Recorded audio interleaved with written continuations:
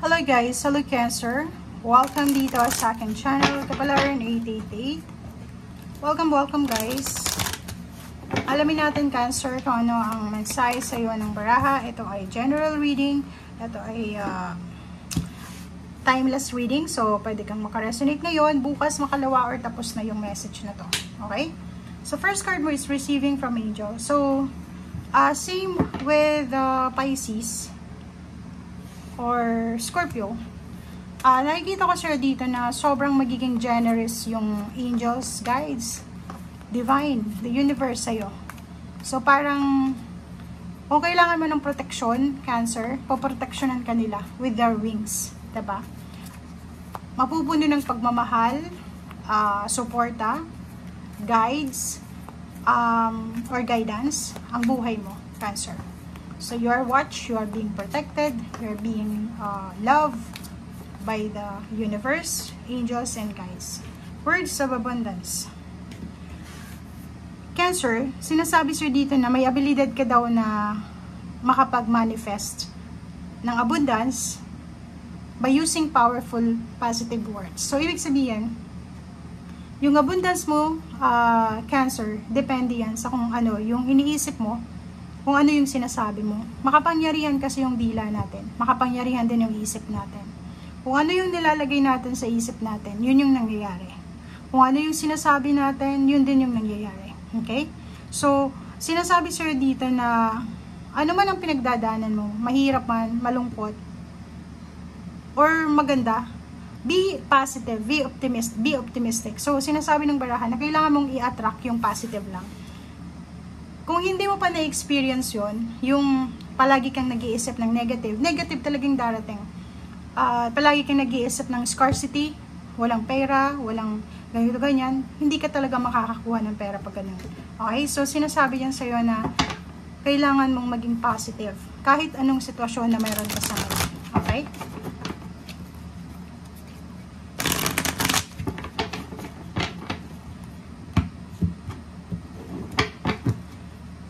Okay, Cancer. First card natin, wow.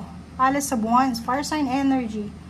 Okay, so nakikita natin dito guys na may paparating na isang okasyon sa buhay mo, Cancer, na posibleng magdadala sa iyo ng sobra-sobrang excitement, magdadala sa iyo ng sobra-sobrang saya, magdadala sa iyo ng sobra-sobrang kilig, parang ganon. So, ihanda mo yung sarili mo dito. Okay? Prepare yourself.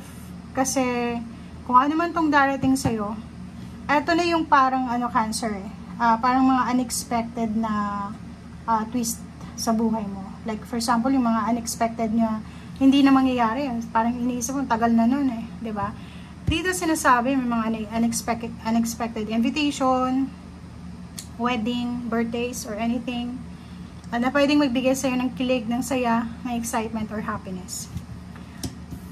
Relationship, if you're single, sinasabi sa'yo dito, Cancer, na yun, pwedeng may mag-o-offer sa'yo, engagement, or kasal, partnership, or anything na magbibigay sa'yo ng kilig, syempre.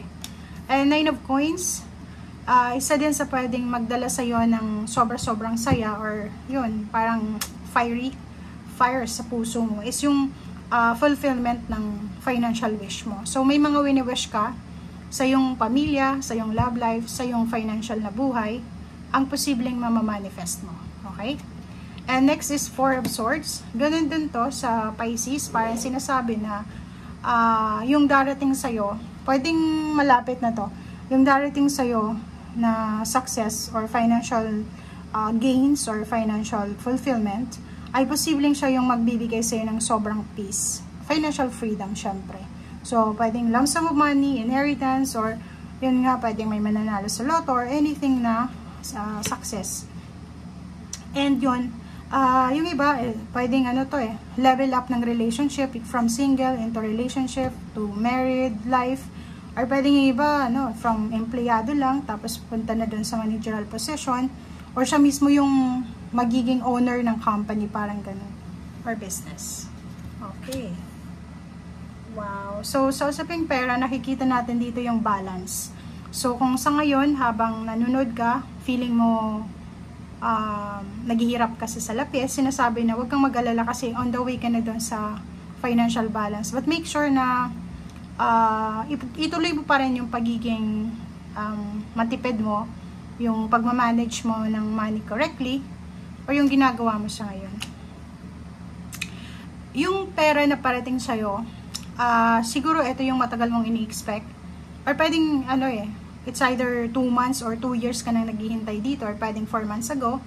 Nakikita natin na may mga hidden answers, or pwedeng yung matagal mo nang inaantay na sagot. Okay? Revelation to diba? Parang it's a karma. May mga nakatago na sagot ang universe para sa'yo. So, be careful para hindi tayo ma-shock or anything. Okay? Ay, kita ko sa'yo dito, mag-iingat ka kasi isang tao na posibleng magdadala sa'yo ng sama ng loob, pwedeng asawa mo, boyfriend, girlfriend, kapamilya, same sign, pwedeng water sign din, Pisces, Scorpion, Cancer, or pwedeng air signs, Gemini, Libra, and Aquarius, pwedeng pagtatraidor, backstabbing, or anything pa siya. Okay? So, if ikaw to, Cancer, like for example, may nasasabi kang hindi maganda laban sa ibang tao, mag-iingat ka kasi pwedeng lahat ng sasabihin mo ay pwedeng makarating sa taong yun. Okay, Page of Cups, King of Coins, Temperance, and Page of Cups. Okay, ay Page of Swords. Oh, so future na tayo. So itong 4 cards na to is sinasabi na huwag kang masyadong magmadali para sa your future. Okay? Ibig sabihin niya, relationship, good news, or anything tungkol sa money, anything tungkol sa success, victory, success, financial fulfillment, or anything, be patient. Okay? So, wag kang magiging, magra-rush, lalo na sa mga decision making. Okay? Pwede kang mag-manifest anytime, pero wag kang maglalagay ng time frame na sasabihin mo Cancer na okay, within next few months or within 3 months ganito, kasi wala ka namang control. Pwede kang mag-manifest, yun yung sinasabi. Be positive. Positive words, powerful positive words will give you manifestation, will grant your manifestation or your abundance. Pero mag-iingat ka kasi hindi naman lahat ng manifestation dapat mabilis siya. Nandun pa rin sa taas yung control. Okay? So, patience ang kailangan mo daw. Patience. Hindi lang ito ngayon na everyday, kailangan mong magpasensya. Lalo sa usaping relationship, sa pera, doon sa mga chismis, kwento, na matatanggap mo, or mga sasabihin mo. Okay? Thank you guys. Bye!